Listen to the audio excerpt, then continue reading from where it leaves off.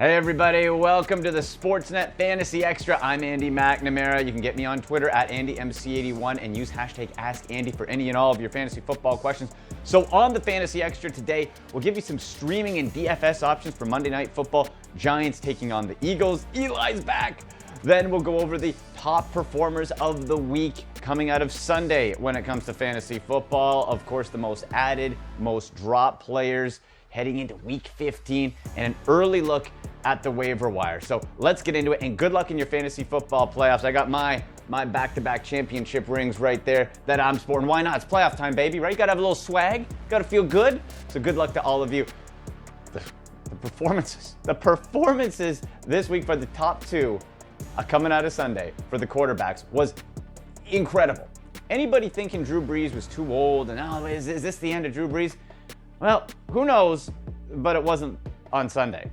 Leading the way, Drew Brees, top overall fantasy performer, 40.06 fantasy points, 6 total touchdowns, 5 through the air. He ran one in for 349 passing yards. And my favorite one of the week might be number 2. Is there a more Jameis Winston game that encapsulates his whole career to this point? 4 touchdowns, 3 interceptions, 456 passing yards for 37.74 fantasy points. Like that is Jameis Winston's career in a nutshell.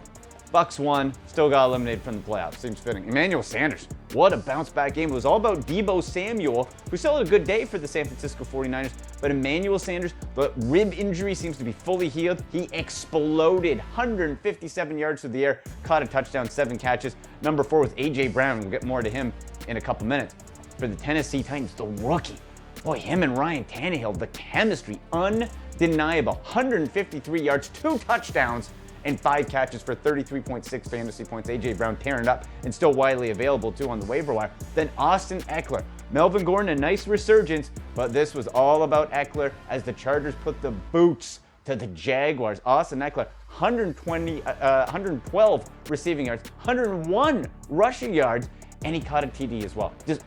It was all Austin Eckler, and he went for 33.3 fantasy points. And then number 5, Aaron Jones, 33.2 fantasy points right there as the Packers took down the Washington Redskins. Mitch Trubisky out of Thursday was in at number 6. So credit to young Mitchell Trubisky. So those are the top performers coming out of Sunday from the fantasy side. Now, the most added, so this is, again, very early in the week out of Sunday, the most added players. Number 1 was AJ Brown, 25% ownership, who we just talked about there.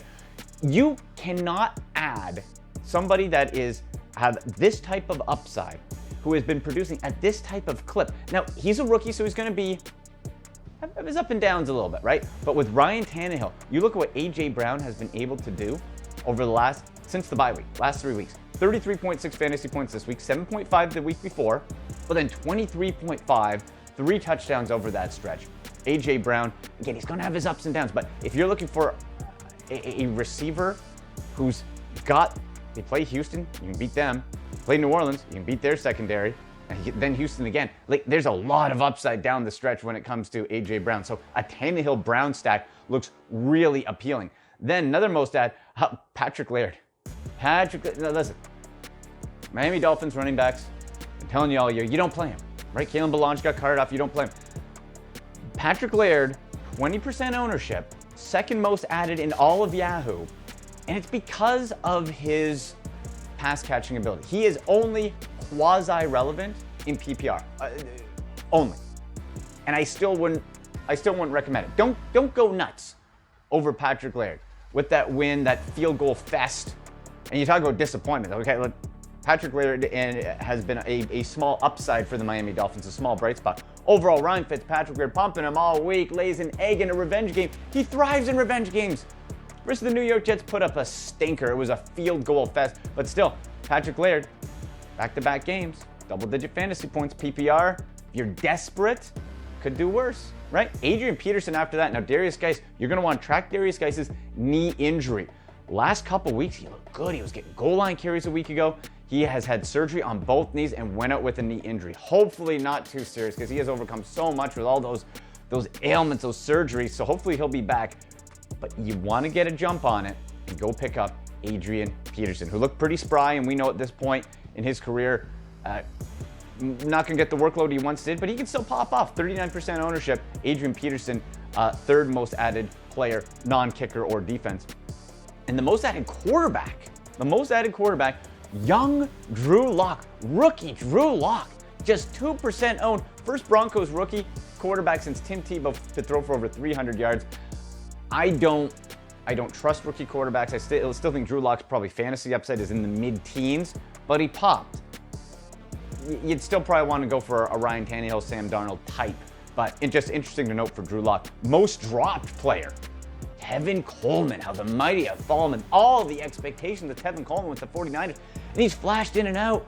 But Matt Breida coming back. I told you guys on Fantasy Show, I told you here on Sportsnet YouTube, Sportsnet 590 The Fan, and the Fantasy Minute videos brought to you by Domino's, to stay away from that San Francisco backfield. Matt Breida was back. He was saved specifically for that game, and Tevin Coleman, just an afterthought. Raheem Mostert was the guy who still got some carries. Breida in on it. It is a full-scale committee, and Coleman was just left out. He was left out. So at this point, if you're in the playoffs, don't drop Coleman, because if somebody does get injured, and Bree's been battling injuries all year long, someone goes out, he still might, but bench him and do not play him in DFS. Absolutely not. Just completely stay away.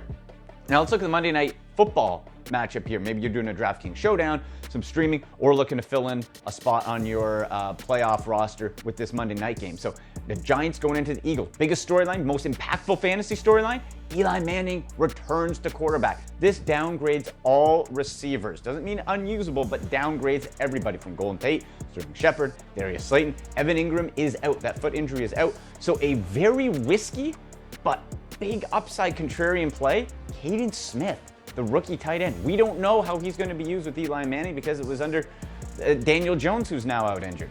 Back-to-back games, double digits, fantasy points for Caden Smith, has a score. It's risky. Would I recommend it for your fantasy playoff? No. But heck, if you're doing a couple DraftKings contests, pop him in there. Maybe he goes off and surprises. It's going to be a real question.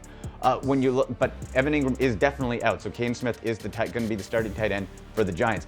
On the Philadelphia side, the backfield, Miles Sanders is the running back to own. Jordan Howard's going to be questionable. Whether he plays or not, still fire up Sanders, because with Sanders, he's catching the ball, he's running the ball. He's developed into a true dual threat. The dual threat running back that the Eagles were hoping he was when they drafted him. He's a rookie, and finally, over the last couple of weeks, he's been getting those touches. So you have to go and look at Miles Sanders. He is the running back to own, no doubt, and the one you can comfortably start against a middle-of-the-pack run defense for the New York Giants. On the tight end side, go with Dallas Goedert.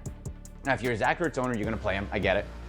But Goedert has either been evenly matched as far as snaps or greater than Zach Ertz, who, remember, left the game last week, doesn't have an injury designation coming in, but left the game injured. Dallas Goedert is getting touchdowns. He's vulturing. That's the guy to own. He's still available on a number of waiver wires, still 39% of Yahoo leagues. You can go get him in.